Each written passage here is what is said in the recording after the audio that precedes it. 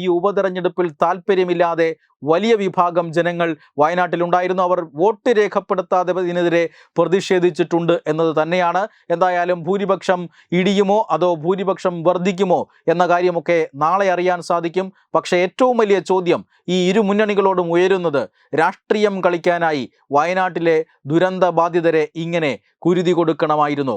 ഒരു ദിവസം അല്ലെങ്കിൽ ഒരു ദിവസം നേരത്തെ അവർക്കുള്ള ധനസഹായം ലഭ്യമാക്കി കൊടുക്കാനുള്ള ശ്രമമായിരുന്നില്ലേ വേണ്ടി വന്നത്?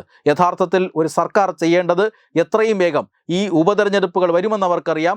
ആ ഉപതെരഞ്ഞെടുപ്പുകൾ പ്രഖ്യാപിക്കുന്നതിന് മുമ്പ്, അതിൻ്റെ പെരുമാറ്റച്ചട്ടം നിലവിൽ വരുന്നതിന് മുമ്പ് ഇത്തരത്തിലുള്ള കണക്കുകൾ നൽകി കേന്ദ്രത്തിൽ നിന്നും പണം വാങ്ങണമായിരുന്നു. പക്ഷേ അതിനു പകരം ബോധപൂർവം ജനങ്ങൾക്ക്, ദുരിതബാധിതർക്ക് പണം കിട്ടരുത് എന്ന ഉദ്ദേശത്തോടു കൂടി പ്രവർത്തിച്ചു എന്ന് തന്നെയാണ് ഇതിൽ നിന്നെല്ലാം വ്യക്തമാകുന്നത്.